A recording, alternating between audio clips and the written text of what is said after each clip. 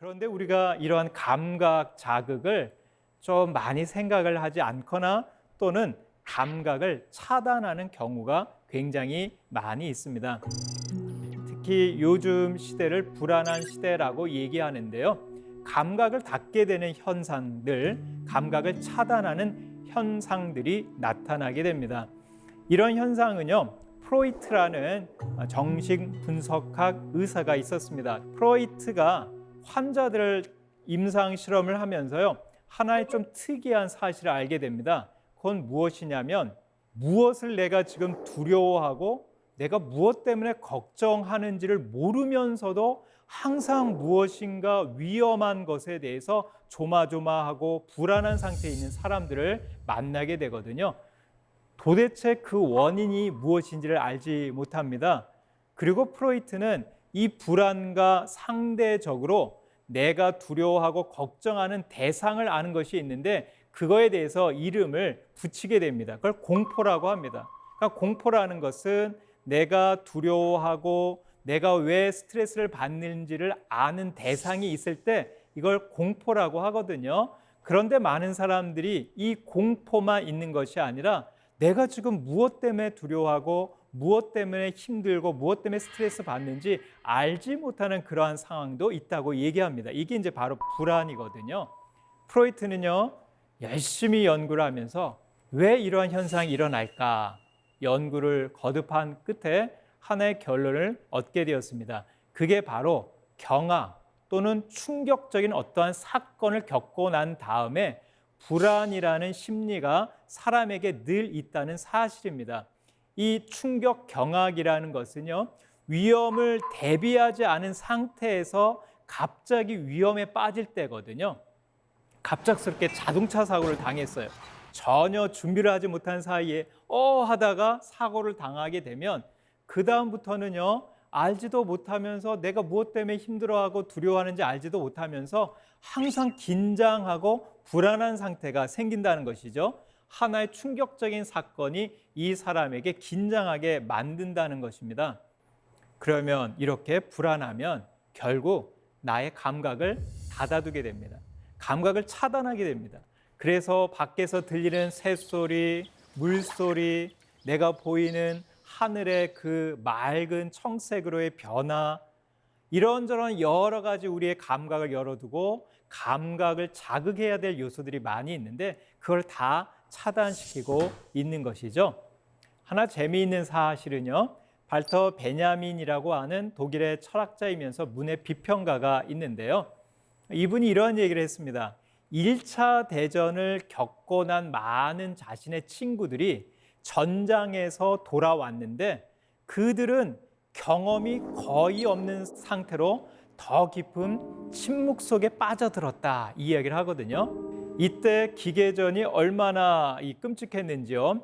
연발 총이 이때 이 전쟁에서 실제로 배치가 되게 되었는데요.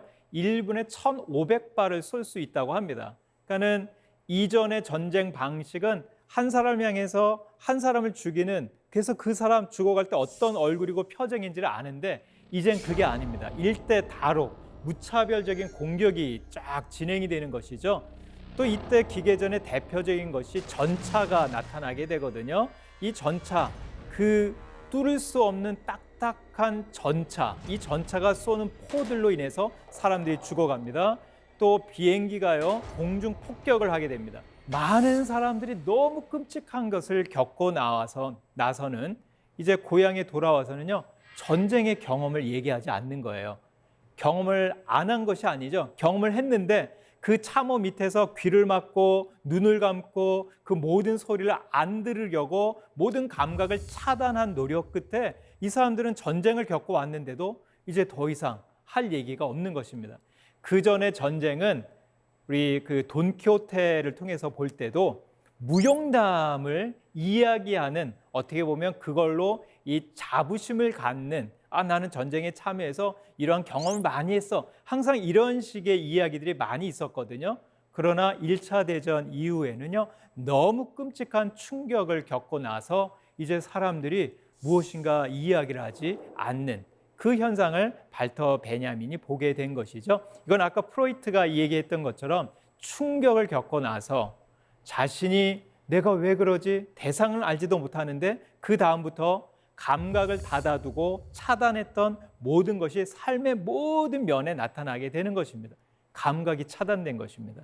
근데 감각이 우리도요 회복된다고 할 때요, 사람이 아프고 병들고 그럴 때는 입맛도 다 잃게 되거든요. 그런데 아프고 이제 몸이 좀 좋아졌다 싶으면 입맛부터 살아납니다. 그저 맵고 짰던 음식이었는데 불현듯 그 세밀한 맛까지 느껴진다면 이게 바로 우리의 몸이 회복되는 것입니다. 이 몸의 회복은 결국은 감각의 회복과 무엇인가 일맥상통하는 면이 있다는 것을 알 수가 있습니다. 감각을 차단하지 않는 것 필요한 것이죠. 그래야 우리의 이 불안, 그걸로 인해서 닫혀진 감각이 무엇인가 극복될 수 있고요. 그걸 통해서 잠재력 속에 있었던 것을 현실화시킬 수 있는 놀라운 능력을 끌어낼 수 있습니다. 그런데 여기서 또 하나 문제가 있습니다. 감각이 좋다고 하니까 감각을 계속해서 열어놓는데 그 열어놓는 것이 너무 과잉으로 가다 보면 그걸로 인해서 또 문제가 생길 수가 있습니다. 사람들은요, 내가 하나의 감각이 열리면 그 감각으로 만족하는 것이 아니라 그거보다 좀 더 센 감각, 더 나은 감각을 향해 가려는 그런 욕망이 인간에게 다 있거든요. 이것과 관련된 것이 우리 고대 그리스 신화에 나오는 세이렌 신화에서 나옵니다.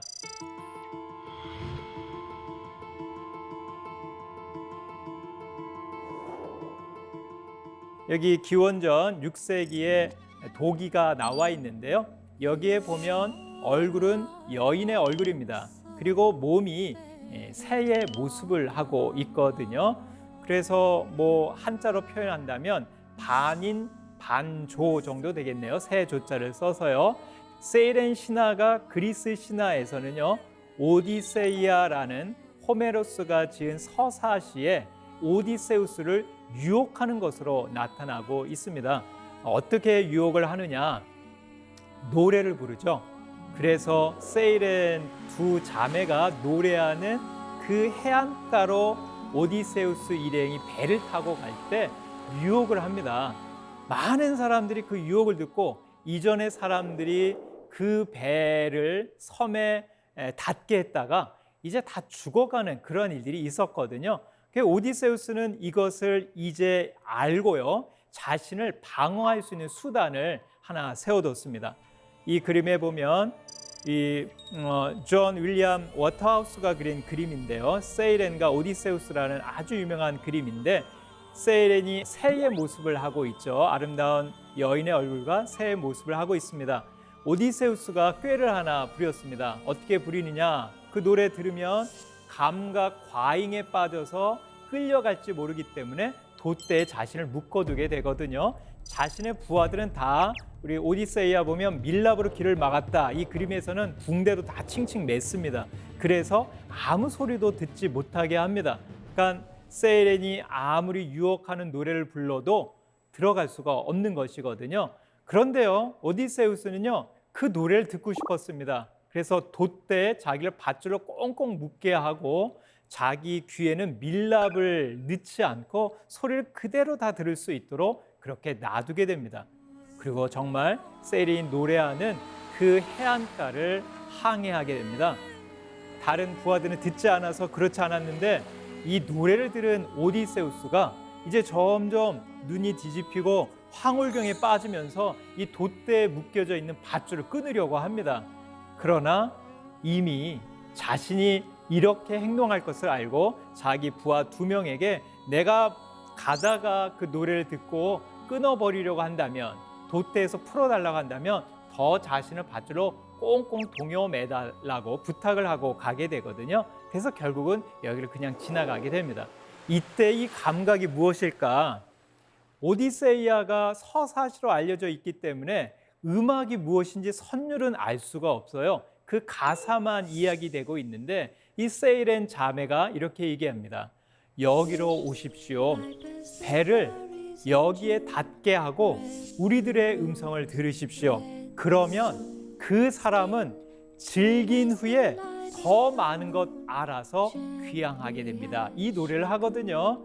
아무래도요, 이 이야기에서 우리에게 음악이 매력적이다, 또 날개짓을 하면서 노래했던 이 세이렌이 굉장히 관능적이었다, 이걸 강조하는 것이 아니라 오디세우스에게 유혹한 그 노래 가사인데요. 그 노래 가사가 더 많은 것을 알게 된다는 것이죠. 더 많은 것을 알게 된다.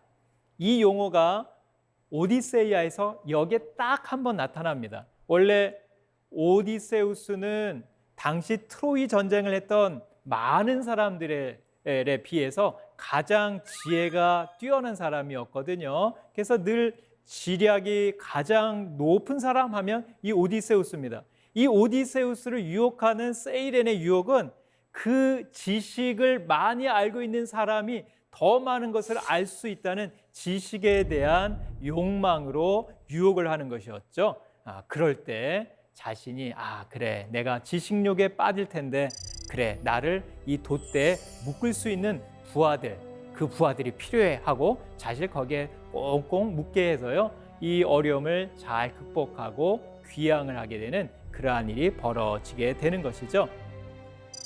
돛대에 묶는다라는 말이 라틴어로 리가레라는 뜻이거든요. 그런데 묶여져 있는 이 오디세우를 다시 묶기 때문에 렐리가레라는 말은 나중에 키케로라는 로마의 한 유명한 철학자이자 정치인이 있는데, 이 렐리가레에서 렐리전, 종교란 말이 나왔다고 이 얘기를 합니다. 그러니까는 무슨 역할을 종교에서 해야 되느냐, 내가 감각 과잉으로 빠지고 감각에 대한 욕망이 생길 때 제자리에 다시 나를 돌려보낼 수 있는, 묶어 놓을 수 있는 그러한 역할을 종교가 하는 것이다. 키켈은 그렇게 해석을 하거든요. 감각의 과잉 욕망에 빠질 때 묶어 놓을 수 있는 저 돛대가 우리에게 반드시 필요합니다. 제동장치, 나의 욕망 속에서 내가 사고 싶은 거 다 사고 누리고 싶은 거 다 누리고자 할 때 감각의 과잉에 빠지려는 그 유혹 속에서 나를 제자리에 묶어 놓을 수 있는 그러한 어떠한 존재가 필요하다는 것이죠. 근데 대조적으로 이 돛대에 묶지 못해서 감각 과잉에 대한 충동에 빠져서 죽은 인물도 문학에서 하나 소개가 됩니다. 그 대표적인 것이 소설 모비딕입니다. 이 모비딕에 아합 선장이 있었는데요. 이 선장은 하얀 고래랑 이전에 혈투 끝에 자신의 다리를 잃게 됩니다. 그래서 그 다리에다가 항상 고래뼈를 대신 박아두고 그걸로 생활하면서 이 선장의 유일한 꿈은 그 자신에게 해를 가한 흰 고래를 만나서 죽이는 것이었거든요. 그래서 이 고래를 이제 자비하러 가는데요.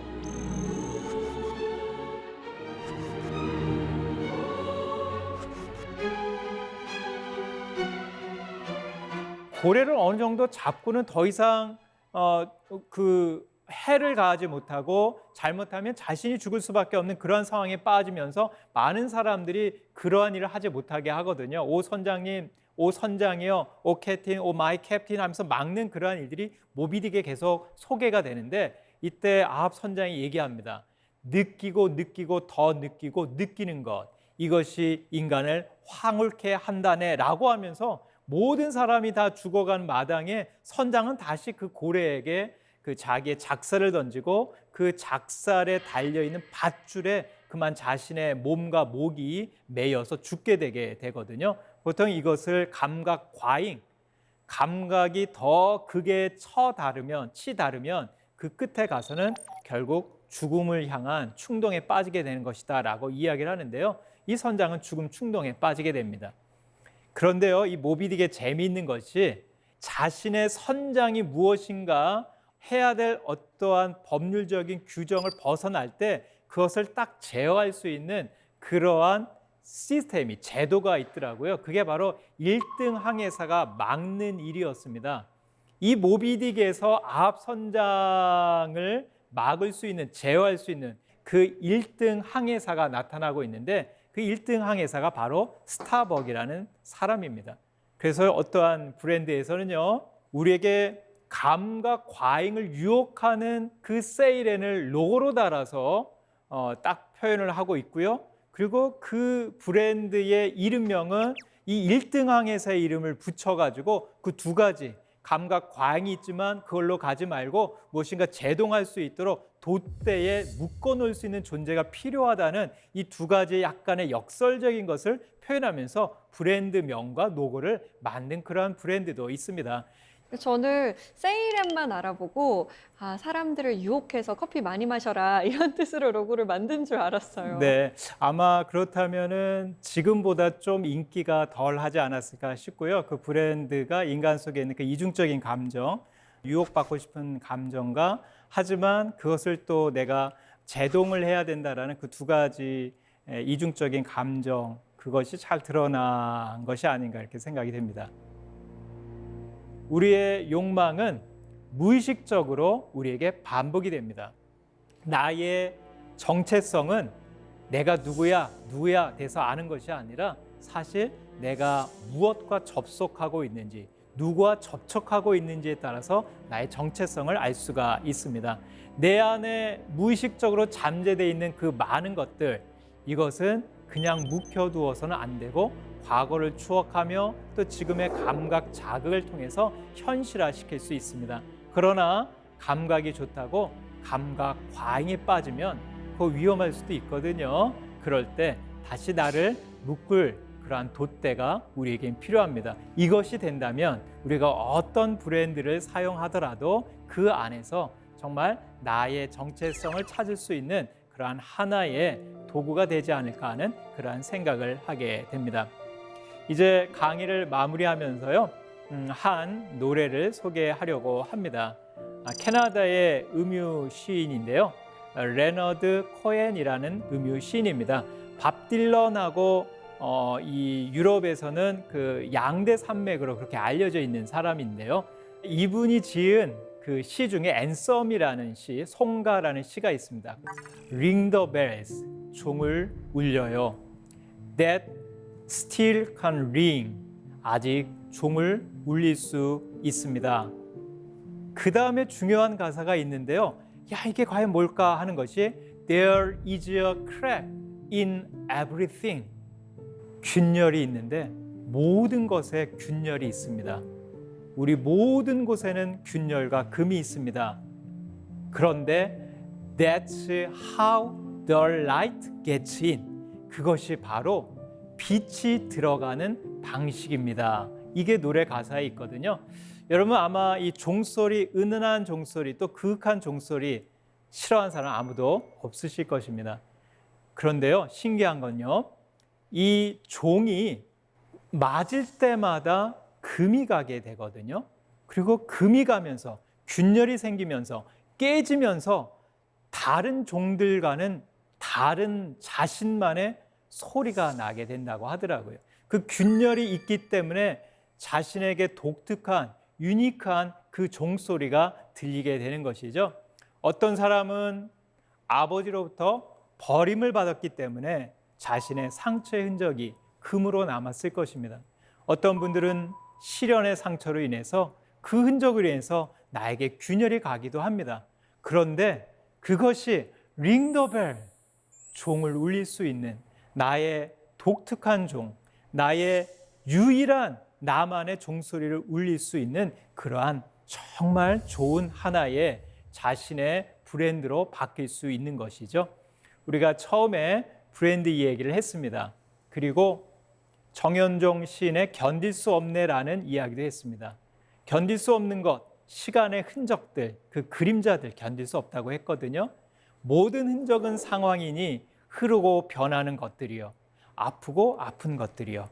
어떻게 보면 그 모든 것, 브랜드라는 말 자체가 상처의 흔적, 자국, 그걸로 인한 나의 깨어진 균열인데 그것을 내가 이걸로 나는 완전히 실패하고 망했어, 절망할 것이 아니라 그래, 나는 비록 이렇게 균열이 같지만, 금이 같지만 나는 더 그윽하고 아름다운 종소리를 낼 수 있어, 이렇게 생각한다면 이 브랜드가 곧 우리에게 새로운 창조의 힘이 되지 않을까 생각을 하게 됩니다.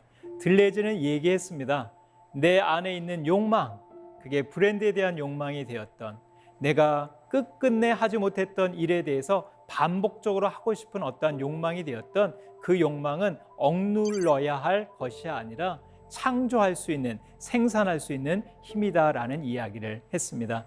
오늘 강의에 있었던 여러 가지 것, 그 중에서 내가 나의 감각을 잘 회복하여서 어떤 것과 접속하고 반복적으로 내가 무엇을 추구하는지를 잘 살펴보시면서요, 그것을 통해서 나를 하나씩 하나씩 만들어가는 그러한 여러분들 되었으면 좋겠습니다. 그렇다면 곧 나중에 이 브랜드가 좋아 저 브랜드가 좋아가 아니라 상처났던 나, 그렇지만 내가 곧 브랜드야 라고 나에 대해서 당당하게 이야기할 수 있을 것 같습니다. 브랜드에 있는 인문학적 정신, 그것은 곧 상처의 흔적을 브랜드로 승화시킬 수 있는 그러한 정신을 말합니다. 우리 모든 분들이 이러한 일로 인해서 내가 브랜드처럼 높아지고 고귀해지는 그러한 계기가 마련되기를 바랍니다. 네, 경청해 주셔서 감사합니다.